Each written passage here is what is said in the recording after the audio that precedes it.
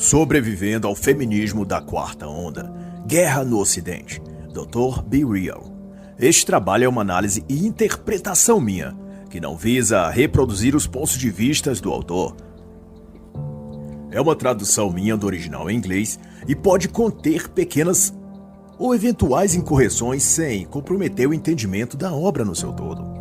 Posso também fazer ilações, comparações ou exemplificações para com a cultura política do dia ou eventos da atualidade. A autoria dessa obra não está claramente revelada. Ao que parece, se trata de um autor com alta formação acadêmica, domínio de vários idiomas e acesso ao setor educacional e contatos de governos. Parece se tratar de uma pessoa muito bem relacionada, com experiência de vida em várias partes do mundo e plenamente gabaritada para discutir as questões que ele propõe neste livro. Além de também ter sido simpatizante de todos os clichês típicos dessa coisa chamada feminismo. Esta obra se divide em 2 volumes e tratam ambos sobre a temática do feminismo, mais especificamente sobre a quarta onda do feminismo. Este é o volume 2 e se fundamenta na premissa de que o movimento feminista evoluiu para uma forma perigosa e fatal, nociva e criminosa tanto para homens quanto para mulheres. E para o autor, a quarta onda feminista ameaça o mundo livre ocidental, onde meninas jovens e adolescentes e até crianças estão sendo doutrinadas para não apenas serem feministas, mas para adotarem padrões cada vez mais radicais e até violentos contra aquilo que chamam de patriarcado, machismo estrutural, etc. E o motivo ou razão de ser dessa obra vai nessa direção, de conscientizar e preparar as pessoas, homens em especial, para que se cerquem de cuidados e não sejam pegos desprevenidos diante dos ataques, armadilhas retóricas e malefícios em geral do feminismo. E quanto às mulheres, esta obra serve como esclarecimento e para despertamento daquelas que estão vivendo sob os comandos da quarta onda do feminismo, ou das FEMs, como denomina o autor, se referindo às feministas raivosas, que são as feministas padrão da quarta onda. E a consideração que ele faz nesse sentido é de que o feminismo é um mundo sombrio, e a quarta onda desse movimento tem teor político, mais que as fases anteriores, e é assustadoramente abrangente, e está em toda parte no Ocidente. E para escrever este livro, para desenvolver as ideias e convicções que aqui estão elaboradas, o autor levou 3 anos, 4 décadas de experiência vividas, em 5 continentes, tendo aprendido 3 idiomas e frequentado 5 universidades. Mas mesmo assim, diz ele, a resposta e reação por parte da mídia esquerdista, por essência, será a clássica alegação infantiloide de que se trata de um discurso de ódio misógino, transfóbico, racista, intolerante. Ocorre que esse vocabulário e modos de agir raivoso das feministas da quarta onda são premeditadamente um calabouço mental para as mulheres comuns em toda parte. Ao escutar esses argumentos sendo repetidos em todos os canais de TV, nos programas de entrevistas, jornais, em discursos em faculdades e na mídia, essas mulheres vão se acomodando ao molde ideológico e um paradigma de crenças que se consolida na sua mente e se refletirá em suas ações no dia a dia. E Be Real, ele mesmo admite ter sido vitimado por essas crenças ideológicas e precisou desafiar esses modos de pensar que se apossaram dele, renegar as mensagens da mídia e questionar tudo o que aprendeu e acreditou. E o que logo ele descobriu foi que o feminismo não é um movimento da maioria das mulheres, isto é, ele não expressa ou representa a forma de ser e pensar da maioria das mulheres. Na verdade, ele é um movimento radical e intolerante que silencia os dissidentes e se faz ser a voz única a falar no cenário público. O Ocidente, declara então o autor, foi sequestrado pelo feminismo da quarta onda, para garantir que os sentimentos daqueles com as vozes mais altas sejam sempre colocados diante da maioria que, silenciosamente, entende os fatos. Os governos, diz ainda ele, estão sendo manipulados para dar as costas à verdade, à lógica, à razão e à realidade, e substituir tudo por ideologias carregadas de emoção que perturbam, dividem e destroem as nações. E para Be Real, Foi a ideologia política de esquerda quem forjou o feminismo a esse aspecto e formato. E daí o feminismo foi usado como instrumento para explorar as vulnerabilidades dos princípios democráticos do Ocidente, que ao fim não busca meios de proteger mulheres, crianças ou minorias como alega-se, mas busca inteiramente desmoralizar e desestabilizar países e governos, ainda que por meio seja de guerra civil ou conflito internacional. É isso que é o feminismo de quarta onda, afirma o autor. E para ilustrar isso e não deixar margem para dúvidas, Dr. Real apresenta as 10 regras do feminismo da quarta onda, que por certo captura a essência e a forma básica de pensar do feminismo moderno. Eis então, regra 1. Existem 2 padrões, um para homens brancos e outros para todos os outros homens. Regra 2. A mulher é livre e empoderada para escolher o que quiser. Nenhum homem pode dar opinião sobre suas escolhas, mas todos os homens devem ser responsabilizados por quaisquer más escolhas que ela fizer. Regra número 3. Questionar qualquer coisa dentro do feminismo não é permitido. Regra número 4. Você deve ser obcecada por tudo relacionado à imagem corporal, mas deve culpar todos os homens pela obsessão das mulheres, pela estética. Regra 5. Não há tempo nem espaço para lógica, verdade, razão ou amor. Regra 6. Envergonhar publicamente e isolar socialmente qualquer um que fique no caminho do movimento, para garantir que apenas as vozes das feministas sejam ouvidas. Regra 7. Homens brancos nunca devem receber ajuda, mesmo que seja seu trabalho fazê-lo. Regra número 8. A sobrevivência e expansão do feminismo são alcançados através da exploração da inconsistência emocional das mulheres e da volubilidade de homens inseguros. Regra 9. Se a mulher feminista não puder alcançar o amor, a luxúria, o prazer ou ser elevada, ninguém também o poderá ser. Ela deve frustrar as chances de qualquer homem ou mulher que tentar ser feliz nas áreas que ela não foi. E regra número 10. Se você é um homem e não quer perder tudo que já se esforçou para ter, não convide uma mulher feminista para sair. Não fale com ela e, se possível, nem a olhe, pois você poderá ser acusado de assédio. Se puder evitar, nem esteja no mesmo ambiente que ela. O risco é muito elevado para se aventurar nisso. E assim vai, né? E dando foco a isso, o autor reverbera que na mentalidade feminista tudo é machismo e que elas competem pelo status da maior vítima, que ela explica da seguinte forma, dando a saber que o feminismo é uma indústria milionária e que por si só isso já justifica o apego de muitos homens e mulheres se colocando a favor dessa agenda, desse movimento. É que muitos estão faturando com ela. E Be Real esclarece que são livros, palestras, aparições em TV e também a nomeação para cargos e funções em os quais tal mulher não chegaria se não tivesse abraçado a ideologia feminista. É por isso que o feminismo teve a primeira, a segunda, depois a terceira onda e agora já se projeta sob os auspícios da quarta onda. É para garantir a manutenção dos privilégios e benefícios contínuos, que são conseguidos quando se eleva a bandeira do feminismo. Mas nada disso, porém, seria possível sem se garantir para as mulheres o status de vítima permanente. E para que dê certo, o outro lado deve ser permanentemente também colocado como algoz, pois para haver uma vítima é preciso se ter um transgressor. E nesse papel foi fácil colocar todos os homens. Bastou que repetisse incansavelmente nas mídias de comunicação por anos que os homens são machistas, que sempre dominaram tudo, que os homens oprimem as mulheres, as engravidam para que elas fiquem em casa impossibilitadas de ir para o trabalho, etc, etc, etc. E como, estrategicamente, as telenovelas e filmes também retratavam isso à exaustão, foi apenas questão de tempo para que a classe feminina passasse a considerar verdadeiro aquilo que viam na TV. E tendo estabelecido-se que as mulheres são vítimas do homem ou do machismo patriarcal, estrutural, ou qualquer desses termos sem sentido, tendo feito isso de uma espécie de consenso, a etapa seguinte foi determinar entre elas, as próprias mulheres, quais delas teriam maior ou menor status.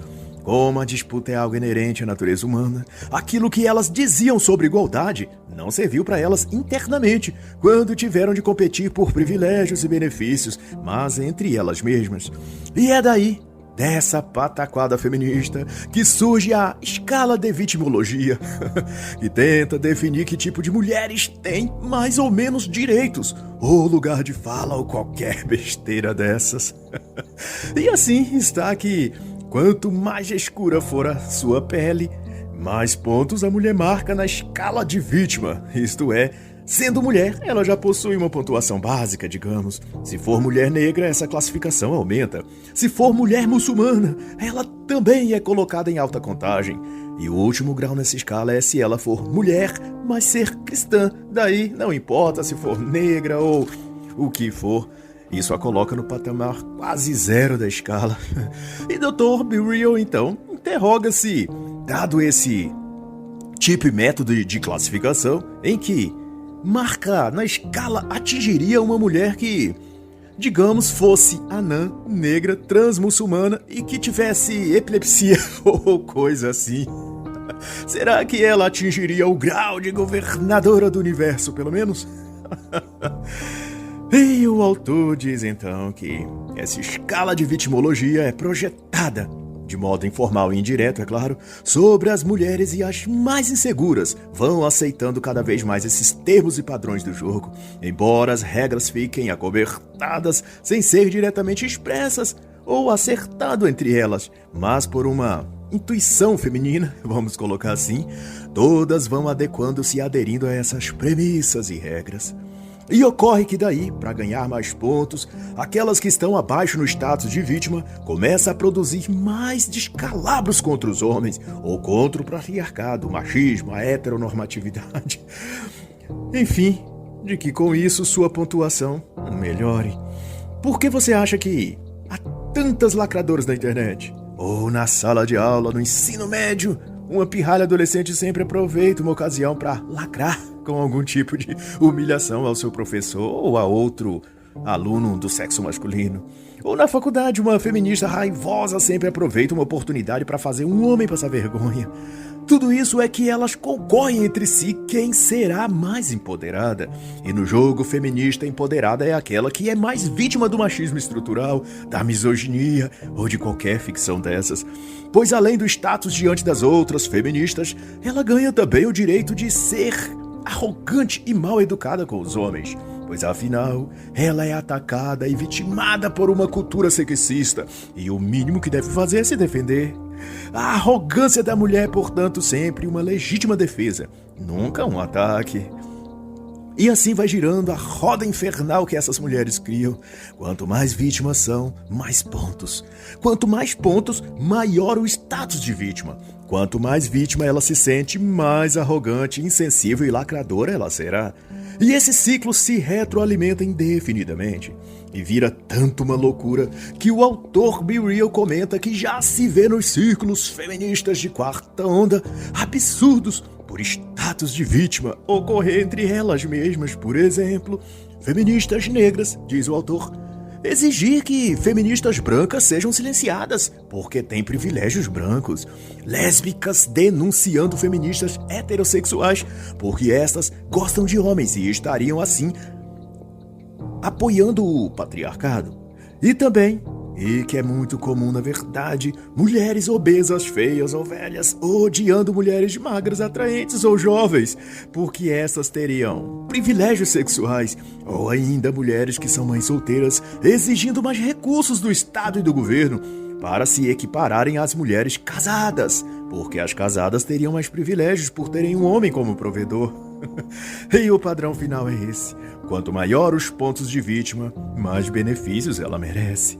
Na verdade, o que fica claro é que o feminismo da quarta onda é um modelo de negócios e envolve utilizar da vitimização das mulheres para se obter ganhos financeiros, seja dos homens ou do Estado. Não importa quem pague a conta, a questão é as mulheres receberem, simplesmente por serem mulheres. E qualquer outro atributo adicional, ela ser negra, ser lésbica, muçulmana ou epilética, só acrescenta mais bônus e a faz merecedora de benesses ainda maiores. Mas, porém, à medida que o jogo se profissionaliza, começa a entrar em campo outros jogadores e a disputa vai ficando mais acirrada. É muita gente querendo receber e muitos poucos tendo para dar.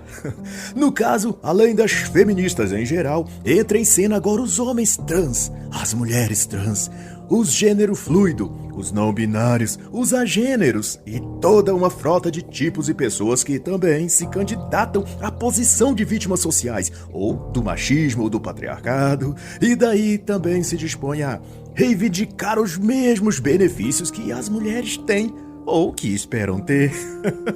E aí, quem paga a conta disso tudo? Qualquer homem, elabora o autor, pode agora se declarar que é uma mulher e, portanto, receber todos os privilégios que vêm com isso. Acesso a bolsas de estudo, cotas em emprego, competir em esportes femininos, receber penas de prisão mais baixas e por aí vai indefinidamente. E à medida que as categorias se aplicam ao que é ser mulher, vão se ampliando, isto é, para ser mulher não é mais preciso ter vagina, basta se declarar mulher.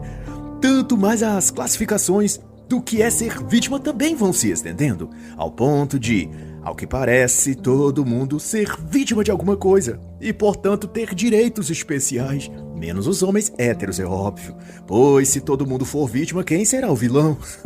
Os homens héteros e brancos têm de ser mantidos como estão, para serem sempre os culpados por tudo que der errado na vida das mulheres.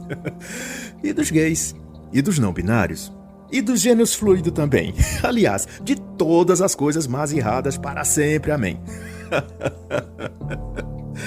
Enfim, o feminismo da quarta onda é um negócio, um mercado de ganhos e lucros. O vitimismo é a categoria profissional que atua nele. E fazer dos homens culpados e vilões é a estratégia de marketing para manter o fluxo de investimento sempre ativo e o dinheiro sempre entrando. É um negócio até simples, mas altamente promissor. Basta ter, de um lado, o oprimido e do outro, o opressor.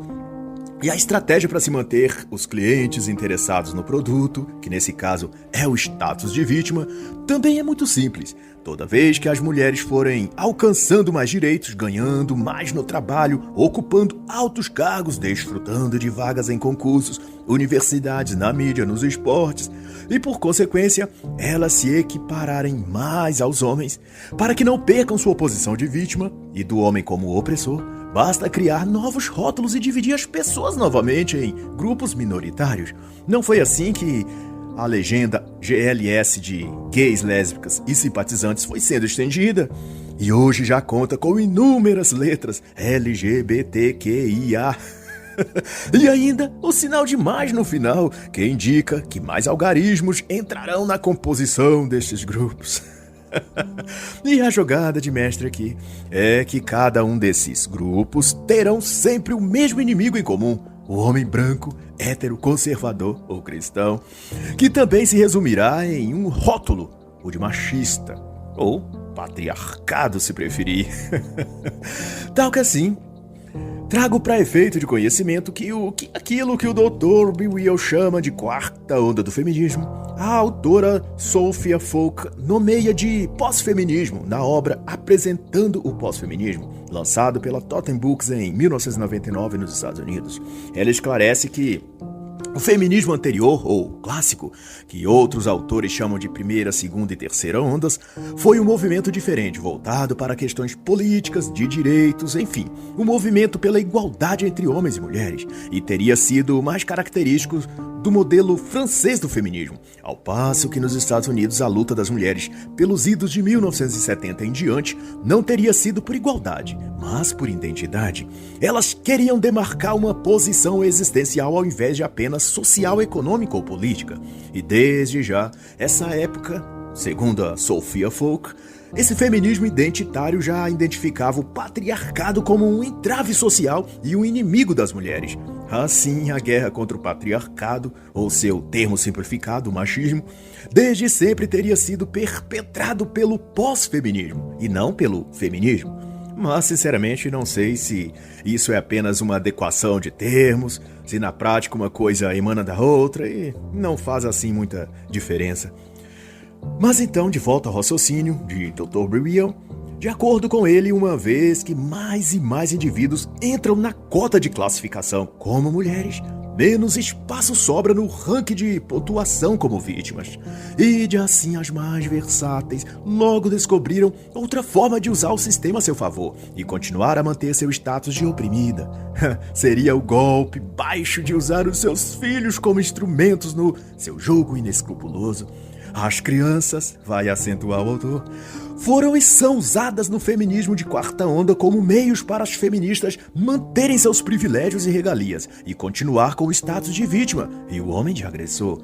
Nessa conjuntura, a sociedade foi convencida ardilosamente da seguinte prerrogativa: se uma mulher está grávida ou tem filhos, mas essa mulher não tem marido, a culpa é dos homens que as abandonou. Homens, então, são maus e insensíveis. Abandonam mulher e criança injustificadamente. Essa é a tese, mas ninguém leva em conta que a mulher é tão responsável pela gravidez quanto o homem. E foi justamente o movimento feminista que, ao longo dos anos, lutou para conseguir o tal direito de as mulheres evitarem a gravidez com pílulas, injeções, preservativo para homens e para mulheres. E por que, então, essas mulheres não usam esses métodos contraceptivos que elas mesmas dizem ter lutado para conseguir direito disso para as mulheres? Mas o que se teoriza aqui é que a gravidez, em grande parte das vezes, ela é um artifício da mulher para se posicionar como vítima na sociedade. Ela sabe que terá a compaixão pública, a pensão e as benesses estatais, e ao menos ela espera ter. É que às vezes o poder público ou algo não sai como esperado, mas de todo modo a mulher sempre é estabelecida como vítima dos homens, que as usaram, enganaram e as engravidou. Os homens são maus e sem coração, e as mulheres com filhos, mães solo, guerreiras, lutando heroicamente no mundo machista e estruturalmente patriarcal. E essa posição de vítima é de fato a mais confortável e estratégica para as mulheres, especialmente as mães solteiras. Pois basta alguém questionar por que ela, enfim, não usou algum método contraceptivo, ou alguém discutir com ela e jogar-lhe alguma verdade na cara.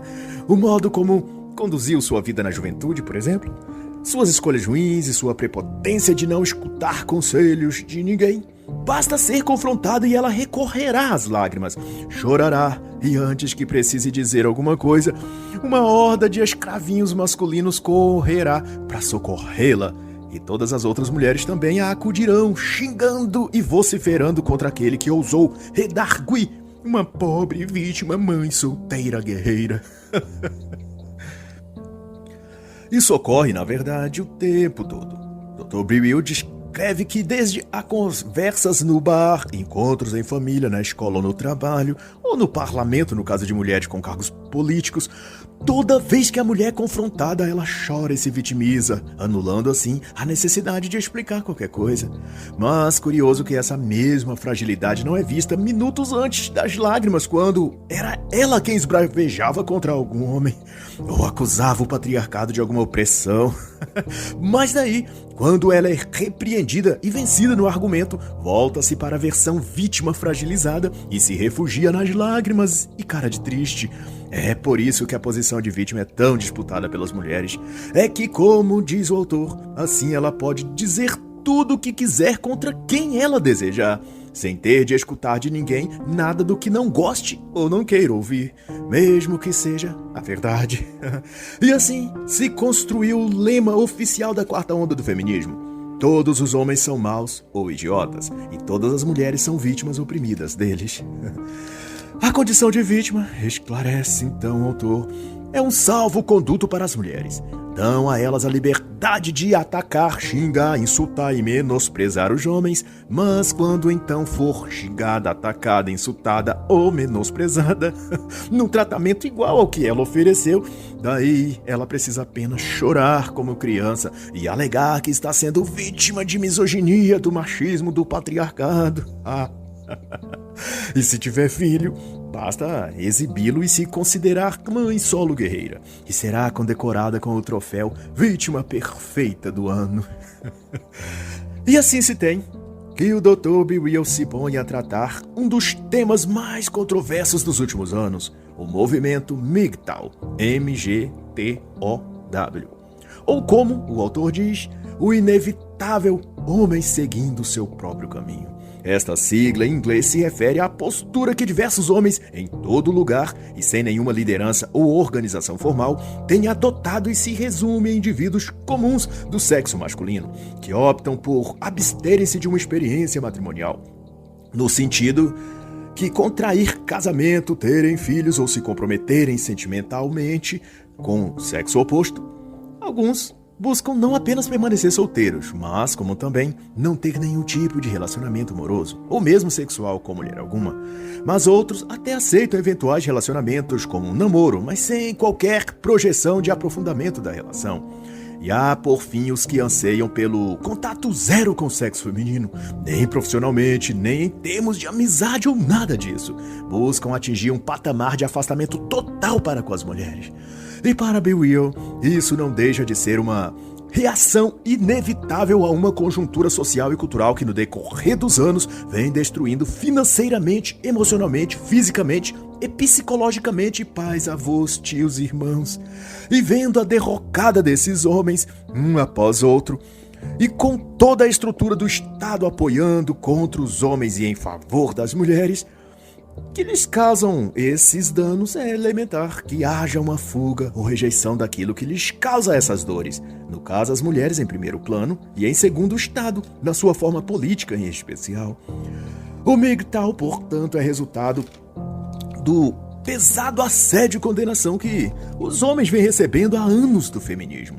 E apesar de os homens que decidem seguir o próprio caminho não representarem nenhum mal aos outros homens que continuam apoiando, acreditando e arriscando-se ao casamento tradicional, a contrair filhos, família, etc., apesar da total liberdade de fazerem isso, esses homens conservadores tradicionais, muitos deles manifestam também um ódio misândrico aos MGTOWs. Zombam, fazem piada, gravam vídeos e escrevem textos criticando e insinuando que os MGTOW são gays enrustidos ou amargurados que têm problemas psicológicos. Um fato recente que ilustra bem isso, mas que eu e não o autor é quem traz à tona, foi o ocorrido em março de 2022 pela produtora Streaming Brasil Paralelo, por intermédio de um dos seus comentaristas fixos no YouTube, em seu nome artístico Rasta News. O comentarista de cultura política e tendências dedicou pouco mais de 25 minutos para fazer críticas, zombarias e shaming, em forma de memes e edição engraçada, vilipendiando o movimento MGTOW e fazendo parecer que são loucos, gays ou algo do tipo.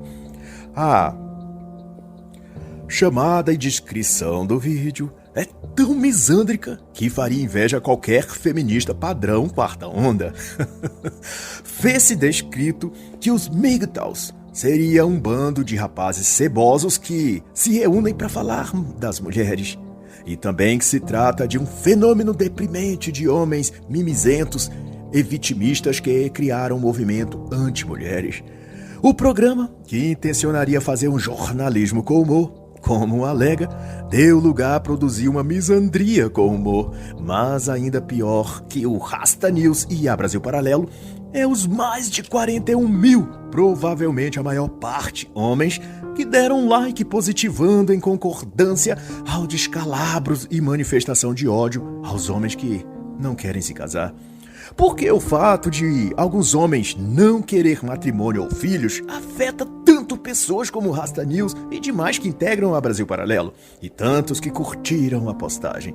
Porque homens da Brasil Paralelo e o Rasta News podem escolher casar, ter filhos, divorciar, casar novamente e ter mais filhos, mas outros homens não podem escolher permanecerem solteiros. Porque a opção de um é válida e de outro não. Os MGTOWs não são um grupo terrorista assassinando mulheres em escola, nem explorando quem quer que seja, ou explodindo bombas em acampamentos femininos. Eles são simplesmente homens que estudam, trabalham, pagam impostos, mas que não desejam ter tudo o que conquistaram ser dado a uma mulher por um juiz numa audiência de divórcio, ou não sofrerem alienação parental, pagar pensão à ex-mulher, mas não poder ver o filho e ainda ser odiado por ele, devido à mãe da criança só falar mal do pai o tempo todo e ensinar a criança a odiá-lo. Alguns homens acharam desnecessário passar por esses traumas, incluindo falsas acusações, como alguns famosos até já foram, por mulheres ou ex-namoradas ou esposas, querendo expropriar o homem daquilo que ele levou anos para construir. Alguns homens escolhem não passar por essa vida mal assombrada, e daí que eles querem seguir outra estrada que não seja de casar, de ter filhos, de divorciar e pagar pensão. E daí que eles não acreditam na mulher exceção, na princesa encantada, no cisne negro ou no unicórnio sagrado. Se o Rasta News, Brasil Paralelo e os 41 mil que concordaram com eles podem ter suas escolhas, família e filhos, por que alguns outros não podem ter o direito de fazerem o oposto a isso? Porque eles têm de ser criticados e zombados por isso? Quem deu a Rasta News e a Brasil Paralelo a chave mágica ou a senha secreta que ativa o módulo Vida Conjugal Perfeita para que eles venham a público querer ridicularizar a opção de vida dos MGTOWs ou de qualquer outra pessoa? Fica essa consideração como também nota de repúdio aos garotos fantásticos do encantado mundo mágico da Brasil Paralelo.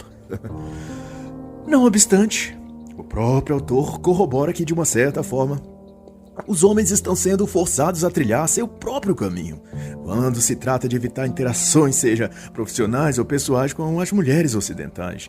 Ao perceberem que sua felicidade, sua carreira, seu sucesso profissional e até sua liberdade pode ser tudo perdido por uma falsa acusação de uma mulher ou por ocasião de um divórcio, homens dos mais jovens aos mais experientes têm optado por uma cautela maior, e isso inclui a reação de manterem distância física ou emocional das mulheres modernas. O motivo subjacente para homens se afastarem de mulheres é que eles têm sido esmagadoramente acusados de todos os tipos de coisas pelas mulheres, e elas têm as leis a seu favor. Basta uma palavra delas contra o homem e pronto, a vida desse homem estará arruinada para sempre. Não se exigirá provas, nem testemunhas, e nem mesmo coerência ou razoabilidade nas acusações que ela fizer. Basta que diga que é vítima e que um homem é o agressor, e isso será tomado como verdade diante da justiça. Trago aqui a memória, e isso eu mesmo, não o autor, do caso do jogador Neymar e da sua acusadora Nájila Trindade. Mesmo após a total falta de provas e de coerência nos relatos dela, bem como um vídeo onde mostra ela agredindo o jogador brasileiro, batendo até mesmo no rosto dele, enquanto ela dizia que foi o contrário, que ela era a vítima. Mesmo depois desses fatos e do jogador ter sido absolvido, a delegada do caso fez questão de declarar que o jogador tinha sido absolvido, mas não queria dizer que era inocente. A falta de provas não significaria que ele não fez o que a mulher disse que ele fez. Era apenas que as provas não apareceram. Mas a qualquer tempo, o caso poderia ser retomado. Ou seja, para sempre ele terá de viver sob a sombra das ameaças da justiça reabrir o caso contra ele. O caso só foi encerrado não porque era algo absurdo e sem qualquer lastro na verdade, mas apenas porque a justiça feminista não conseguiu criar uma narrativa melhor para manter o jogador na condição de vilão. Até porque a senhorita Nájila era muito amadora e não soube mentir convincentemente. Mal ela conseguiu chorar durante as entrevistas. E assim, MGTOW é uma atitude de sobrevivência para muitos homens, e para seguir esse fluxo, nem sequer um homem precisa aderir à sigla, já que o movimento não é uma organização ou instituição com líderes, cláusulas ou assembleia. Na realidade, todo homem que enxergou que as leis civis estão contra ele dirá Be Real, e que o comportamento feminino está majoritariamente hipergâmico, misândrico e muito pouco favorável a um relacionamento sentimental. Quando o homem percebe isso e para de viver em torno dos desejos e vontades femininas, então esse homem também está a seguir seu próprio caminho, independente se ele conhece o que é MGTOW ou não. Não é uma sigla que define seu comportamento, mas sua própria percepção da realidade e sua decisão de não se encaixar nesse jogo, já que ele sabe que sempre vai perder, que o jogo foi manipulado para que ele sempre perca. Um homem que segue seu caminho é um indivíduo escrevendo sua própria história, fora do script feminista ou governamental. E essa percepção de que o Ocidente está irrevogavelmente dominado por ginocentrismo e misandria é o que eles próprios classificam como Red Pill. Tomar a pílula vermelha corresponde a acordar do sono da ignorância de que as mulheres são meigas, gentis, fiéis e devotadas à família, e descortinar a vida como ela é, onde a principal verdade e que abre caminho para todas as outras é que não há nesse conto nem castelos e nem princesas ingênuas dentro deles, preso na torre pela bruxa má, esperando o nobre cavaleiro branco vir salvá-la, após lutar e derrotar o dragão, é claro. Tomar a pílula vermelha, despertar para a realidade de que a história atual das relações amorosas entre homens e mulheres não é um conto de fadas, mas um filme de terror. Mas, se você insiste na metáfora, entenda que se a princesa está presa na torre, é porque ela fez algo para estar lá. Talvez ela esteja presa porque é perigosa. Melhor é você não ir lá salvá-la. Será que o dragão não é só mais um aviso de que você deve olhar com atenção no que está se metendo? Pense nisso. Acorde desse sonho, meu irmão. Acorde do sonho. E daí, outra assertiva do autor é que talvez a opção MGTOW seja uma espécie de reflexo evolutivo, algo bem próximo do darwinismo social, em que a vida prioriza a sobrevivência primeiro e a reprodução depois. E no caso, continua o autor a dizer, diante da exploração financeira, social, psicológica, profissional, emocional que os homens estão a sofrer, a evolução não estaria movendo esses homens a se adaptar ao ambiente para sobreviver? Será que o afastamento psicológico, emocional ou físico das mulheres ocidentais não seja a consciência desses homens apelando a eles por sua sobrevivência? Será que então MGTOW não possa ser o próximo passo da evolução?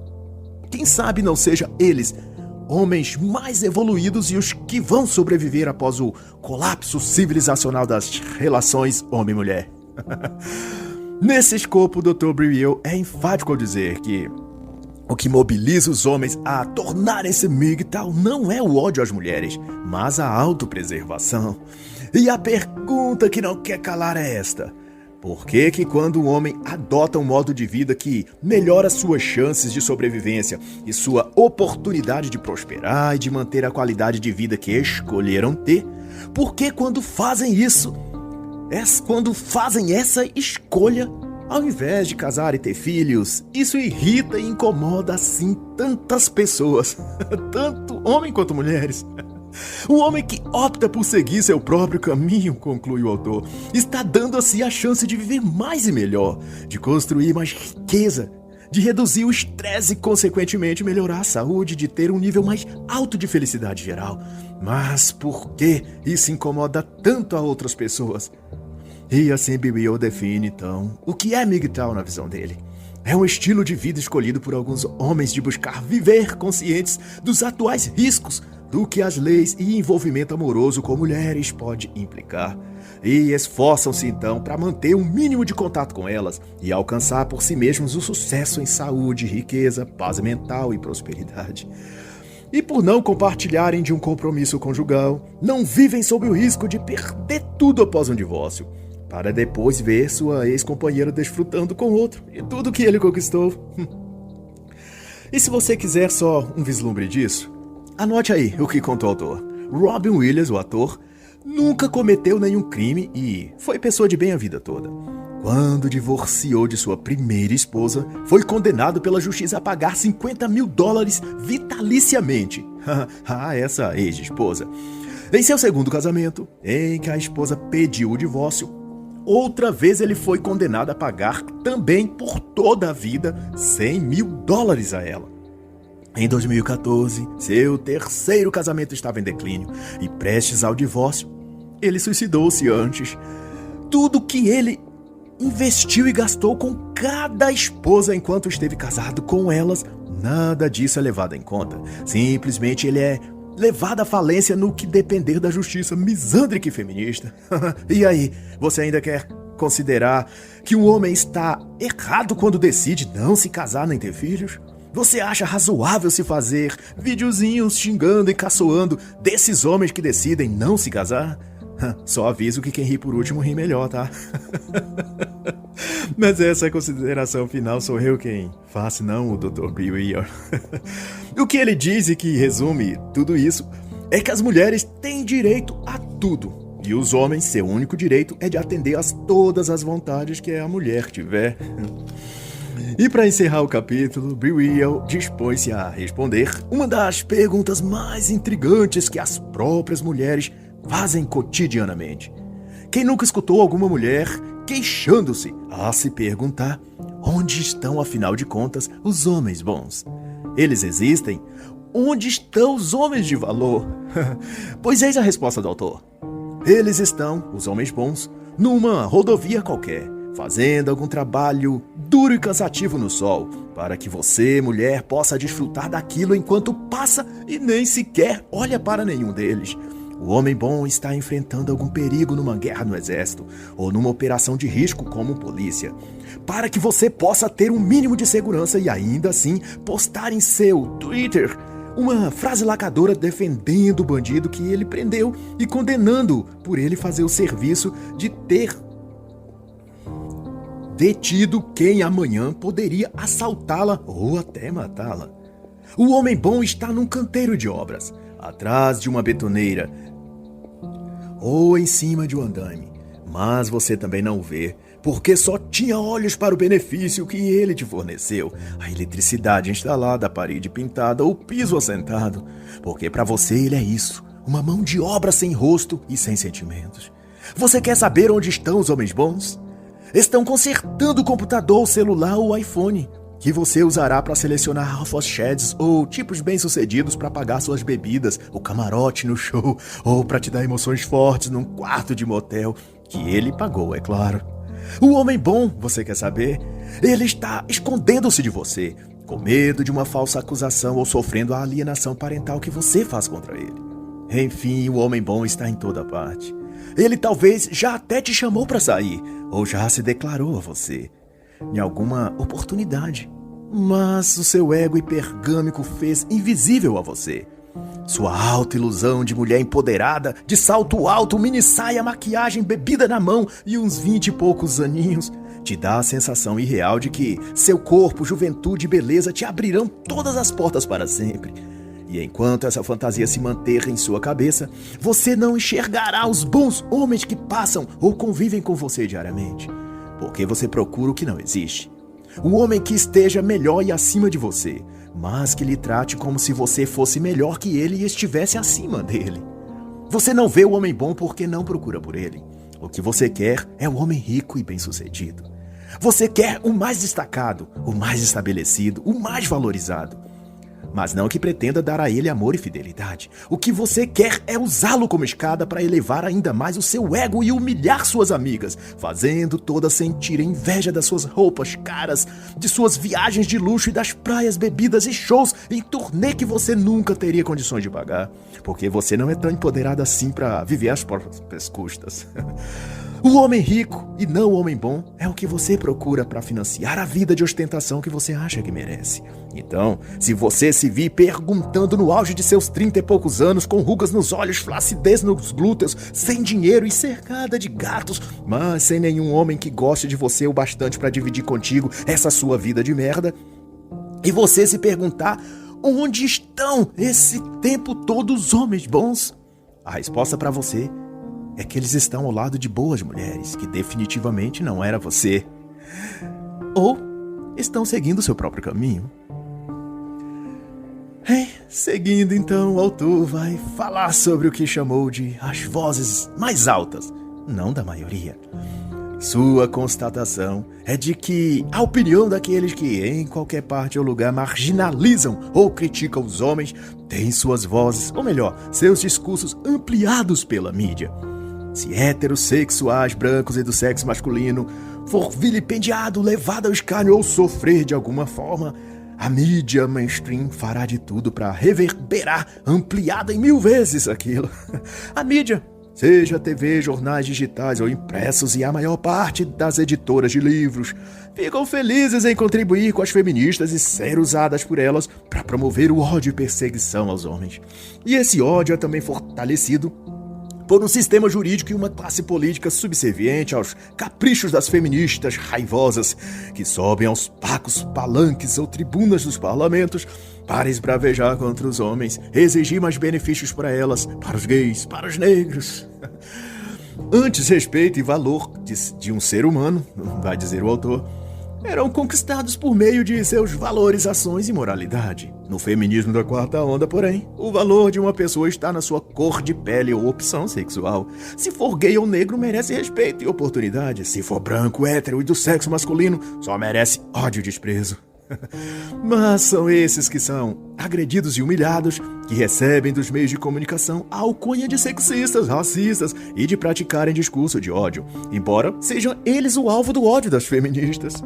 E tudo isso sob a anuência dos que a cada período eleitoral apertam a mão desses acusados de sexistas, racistas, xenófobos, homofóbicos para pedir seus votos. É para isso, afinal, que servem, para votar e eleger políticos mau caráter, para aplaudir os discursos das feministas e para atuar como capacho quando elas quiserem limpar os pés, sem esquecer do principal, que é fazer o papel de alvo para os dados envenenados das mulheres da quarta onda feminista. E para Be Real, toda essa dedicação em distorcer a realidade cumpre também uma agenda de desestabilizar a sociedade e romper sua ordem e equilíbrio, sendo a figura masculina o bode expiatório para carregar toda a culpa e justificar todas as medidas autoritárias supostamente necessárias para conter o caos.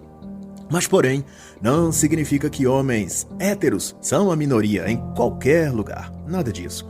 Pelo contrário, mas ocorre que a maioria da qual fazem parte as ativistas da quarta onda e a categoria LGBTQIA+, esses têm a TV, jornais, mídia escrita e falada e os espaços acadêmicos para repercutir suas falácias e aspergir seu ódio misândrico. E logo, embora em menor número, esses grupos verdadeiramente de ódio e para espalhar o mal, eles conseguem, por isso, fazerem-se ouvir por muita gente.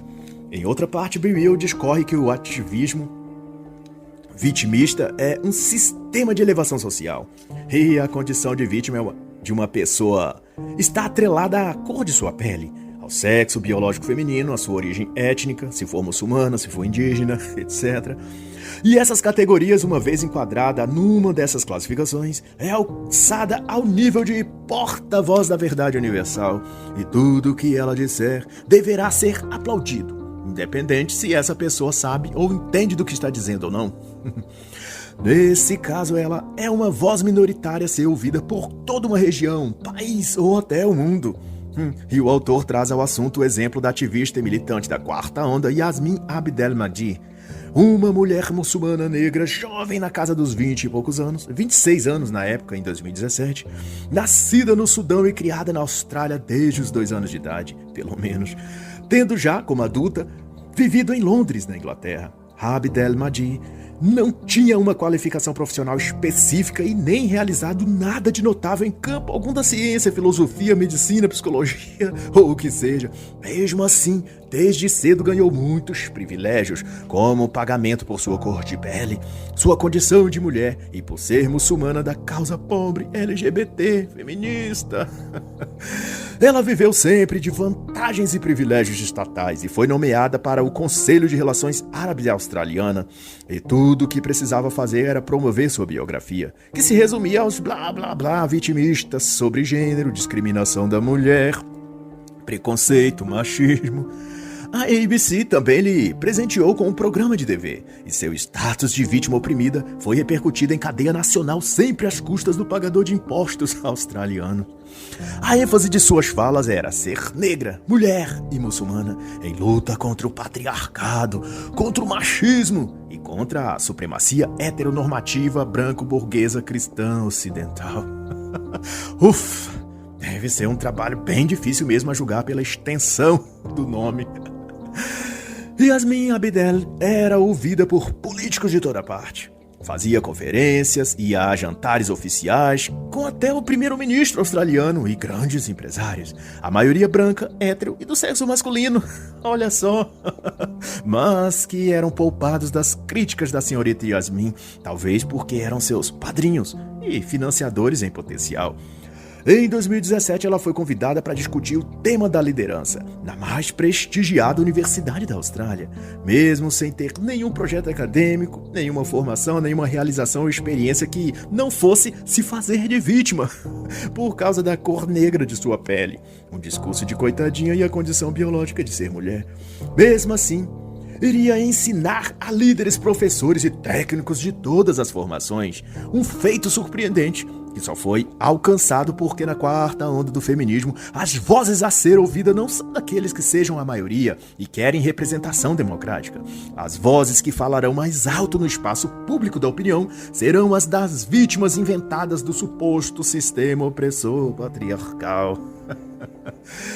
Mas, embora o discurso de vítima, ela sempre teve uma vida privilegiada. Seu pai era doutorado em engenharia elétrica e tecnologia. Sua mãe, arquiteta e doutorada também. A própria Yasmin veio depois estudar engenharia mecânica e mais tarde, ao que parece, direito e advocacia. Mas ela é vítima, não esqueça disso. No fim, a Abdelmadjid é o típico retrato da mulher fria e vazia da quarta onda, discursando sobre pobreza e opressão enquanto desfruta das benesses do sistema que ela critica e que lhe proporcionou empregos, plataformas, visibilidade pública, patrocínio, viagens gratuitas e um salvo-conduto para que ela possa, apesar de rica e privilegiada, falar em nome das mulheres pobres oprimidas do mundo. Mas ela será ouvida, porque apesar de não ser a voz da maioria, é a voz que a mídia quer escutar e repercutir. A das feministas raivosas da quarta onda. E ao ponderar essas questões, o autor não deixa de notar uma ligação, como diz ele, econômica, estratégica e ideológica entre os que se declaram inimigos do Ocidente, China, o Islã, a Rússia, e o ódio feminista contra os homens ocidentais.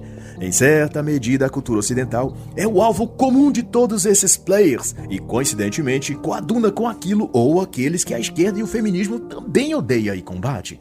O registro mais notório disso é que, por um lado, a mulher ocidental, sob o efeito do feminismo da quarta onda, vai se tornando cada vez mais instável, raivosa, insalubre, indesejável e insegura. Por outro lado, o homem ocidental é ensinado a ser fraco, desmoralizado, subeducado, suicida e efeminado.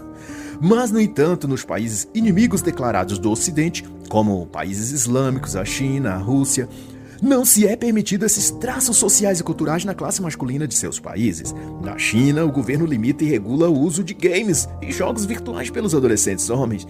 Também proíbe os homens de ter trejeitos efeminados ou da TV mostrar imagens de efeminação masculina.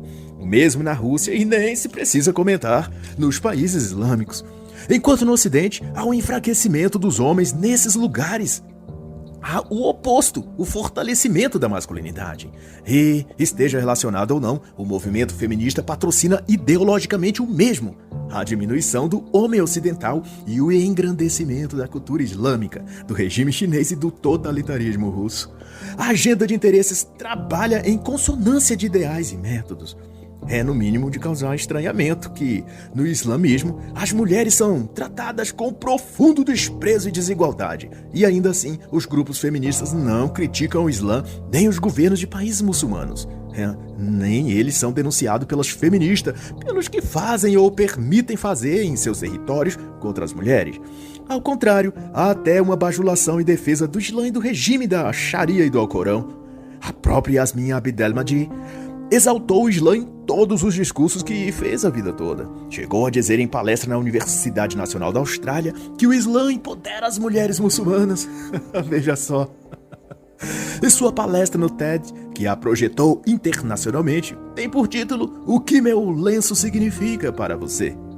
E a conotação é toda em engrandecimento à cultura muçulmana e se colocando não como vítima de quaisquer imperativos das leis islâmicas contra as mulheres, mas sendo ela vítima do Ocidente e da cultura machista dos Estados Unidos, da França, Alemanha, da Austrália, o país que a abrigou e deu-lhe todas as oportunidades. Ao que parece, embora não admitido oficialmente por nenhum dos lados, o feminismo atua como um agente subversor dentro do Ocidente, promovendo a desmoralização, a desestabilização, a crise e a normalização como um método de criar o caos e corromper a cultura ocidental em suas bases moral, educacional, religiosa. E isso, para sem dúvidas, produzir a deturpação do masculino, da descaracterização do homem da masculinidade, que ao fim concorrerá para os propósitos do que planejou a China, a Rússia e o Islã. E nesse contexto o autor levanta a questão se seriam os ativistas de esquerda, incluso as feministas em geral, os idiotas úteis explorados pelos inimigos do Ocidente para enfraquecer as nações a um custo menor do que por meio de uma ação militar armada. Por que utilizar bombas, mísseis, porta-aviões ou tanques de guerra se custa muito menos financiar projetos culturais, grupos acadêmicos, livros e apresentações artísticas ou palestras em congressos que terão um efeito ainda mais eficaz em dividir a população, minar suas bases e até fazerem apoiar o domínio, a cultura e os padrões estrangeiros, sabotando seus próprios países? Nessa questão chama atenção para a indústria do cinema e da televisão. Observe como os filmes, seriados e tudo que as plataformas, estúdios e produtoras como a Netflix, Hollywood, etc., inundam suas produções de filmes e séries onde os homens aparecem fracos, confusos, infantilizados ou trapaceiros, violentos, gays ou opressores das mulheres. No entanto, já observou que os homens nesse perfil são sempre homens ocidentais? Já notou que não aparecem muçulmanos, gays, russos ou chineses vestidos de saia beijando outro homem? Ou você já viu representando-se em algum lugar na Netflix uma mulher islâmica prostituta? Ou um homem muçulmano tomando uma cervejinha num bar enquanto alisa as pernas de outro homem, convidando pra subir lá no seu quarto em seu apartamento? Você já assistiu algo assim? Você já assistiu uma produção hollywoodiana no estilo desenho animado para adultos? Um conto de fadas em que a princesa seja um homem chinês homossexual? Ou onde o herói seja uma mulher muçulmana de véu ou burca, dando ordens a seu marido, príncipe, e tendo vários casinhos extraconjugais com os criados, que seriam escravos russos tratados como objetos sexuais e depois castrados? Você já viu algo assim? Você já se deu conta de que todo tipo de perversão e degradação que aparece nessas produções culturais só retratam homens e mulheres e tudo que se reflete e atinge só o Ocidente negativamente? E você acha que tudo isso é por acaso? Pois vai alguns dados para te esclarecer. Desde 2016, a produtora de Steven Spielberg é financiada pelo multimilionário da Alibaba, da China. Nesse pacote, inclui-se os estúdios infantis DreamWorks. O conglomerado Wanda da China investiu 3,5 bilhões de dólares em Hollywood e controla estúdios de renome como o que produziu o Jurassic Park, o Batman, Godzilla, e inclui produtoras como a Paramount Films, a Sony Pictures e até as maiores redes de cinema nos Estados Unidos e em Londres. E por aí vai. É coincidência? É um mero acaso?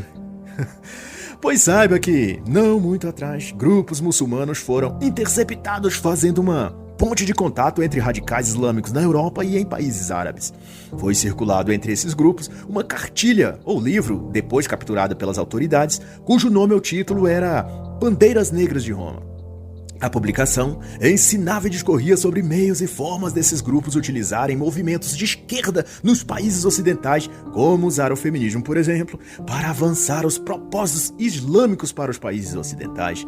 Ao que parece, então, há uma combinação de estratégias que aliam no mesmo projeto e intenção inimigos ocidentais, estrangeiros, partidos políticos de esquerda e ativistas feministas da quarta onda.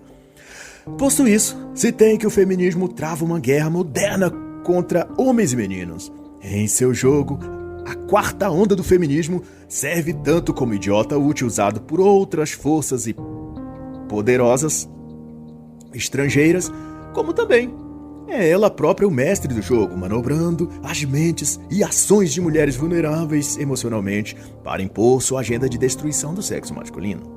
E não há lugar seguro para ninguém nessa história. Aquele que é hoje a cabeça, amanhã pode ser a cauda. Aquele que hoje pisa, amanhã pode já ser o tapete. O melhor a fazer é seguir o que as escrituras recomendam. Não se associar às obras infrutíferas das trevas. E assim, encerra a análise da obra Sobrevivendo ao Feminismo da Quarta Onda, Guerra no Ocidente, de Dr. Be Real.